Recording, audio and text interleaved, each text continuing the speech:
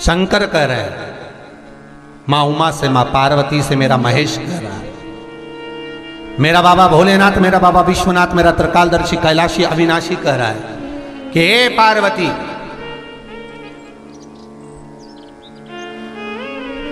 एक बीला, एक बेल जो मुझे समर्पित करता है, और समर्पित करने के बाद उस बेल की महत्वता देखिए, जो बैसाख महीने में बाबा शंकर को जो चढ़ाया जाता है, और 1000 अश्वमेध यज्ञ का पुण्य फल हम प्राप्त कर लेते, मात्र एक फल चढ़ाकर, मात्र एक फल चढ़ाकर।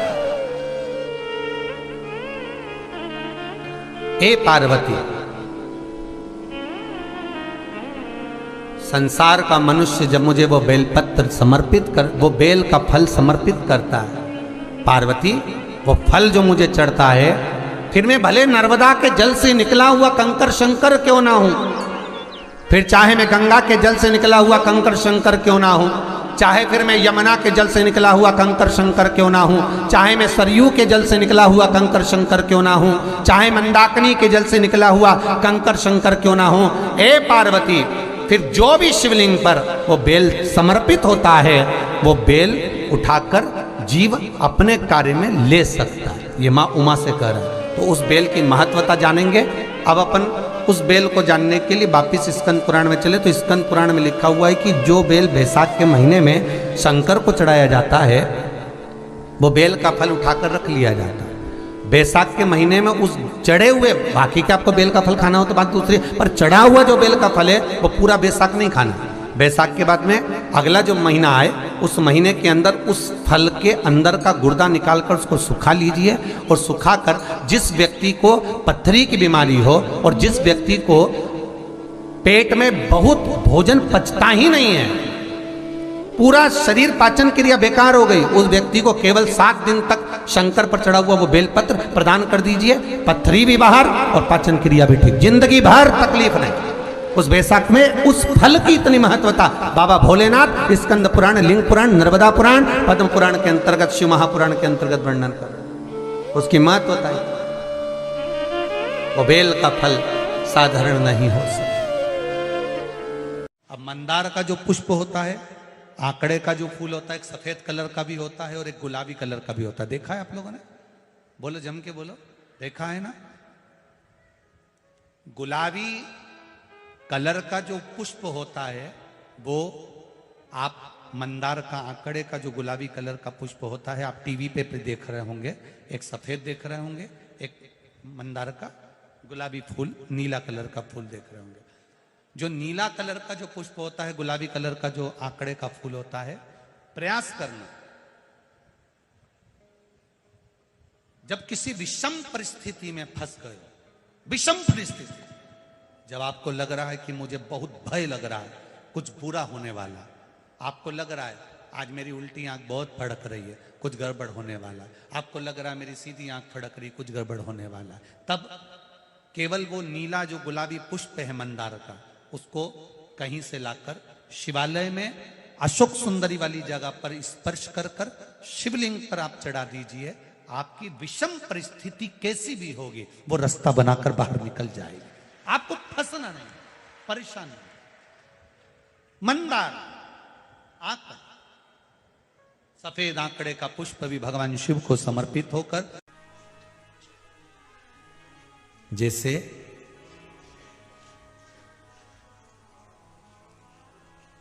बेले के फल का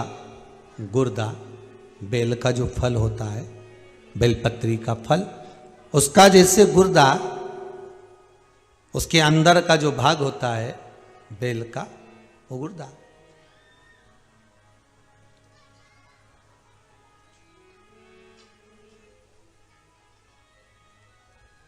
उसको अग्नि में जलाकर उसकी भस्म तैयार कर कर छान कर जब जब आपके यहां विद्वान ब्राह्मण शिव जी का अभिषेक कराते हैं, पूजन कराते हैं, तो उसमें लिखते हैं पूजन के साहित्य में, बेलपत्री, धतूरा, दुर्वा, ये उसमें नीचे लिखेंगे भस्म। लिखते कि नहीं लिखते? लिखते हैं ना, भस्म अभिषेक में चाहिए रहती है। तब उस भस्म का थोड़ा सा भी भाग आप अगर शिव को समर्पित कर रहे हो तो ये जान लें कि शंकर मनवांछित फल प्रदान कर रहे हैं, शिव फल प्रदान कर।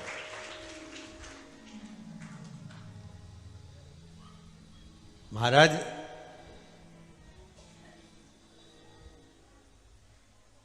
बेलपत्री के वृक्ष के नीचे बैठकर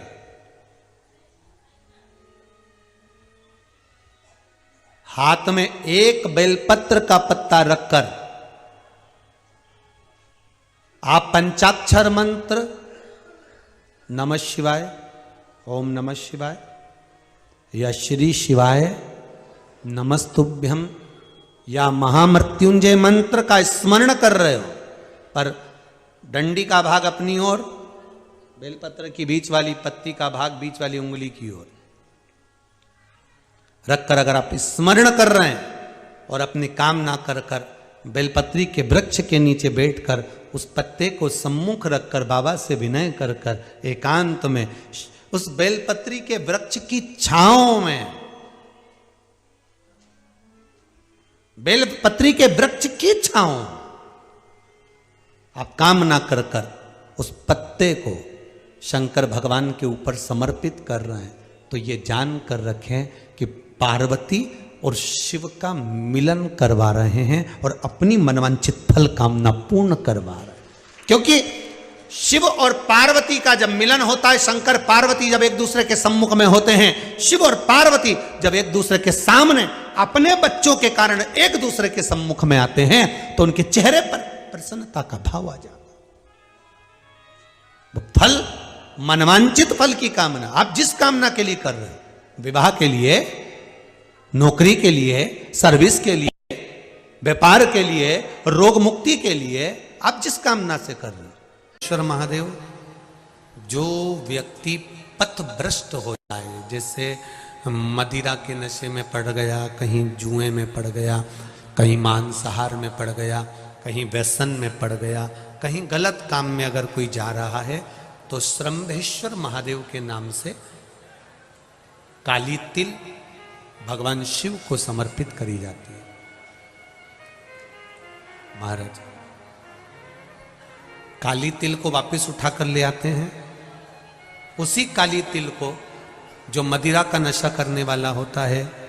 या जो गलत व्यसन में डूबा हुआ होता है, उसको वो सुबह के समय अगर नहीं खाता तो भोजन के साथ उसको दिया जाए। श्रंभेश्वर महादेव, एक बेलपत्री का भी बहुत अच्छा प्रयोग है श्रंभेश्वर महादेव का, मदिरा पीने वालों के लिए, मांसाहार, व्यसन में, जुए में, पेशावृत्ति में, पर नारी में, गलत जगह पर जो डूबे रहते हैं उनके लिए। पहले की कथा में उसका वर्णन किया है बेलपत्री का। श्रंभेश्वर महादेव, एक बार सब बोलेंगे, कौन से महादेव? श्रंभेश्वर महादेव। फिर जम के बोल लो एक बार, श्रंभेश्वर महादेव। जब हमारे घर में क्रोध बढ़ता है या कोई गलत कार्य में जाने लगता है, तो श्रंभेश्वर महादेव का हमें शरणागति लेना चाहिए, श्रंभेश्वर महादेव का पूजन करना चालू कर देना चाहिए। कई लोग कहते हैं महाराज जी ये श्रंभेश्वर महादेव का मंदिर कहाँ मिलेगा, हम कहाँ पूजन करने जाए? कहीं नहीं जाना, तुम्हारे घर के पास में जो शंकर जी का मंदिर है वहीं जाओ,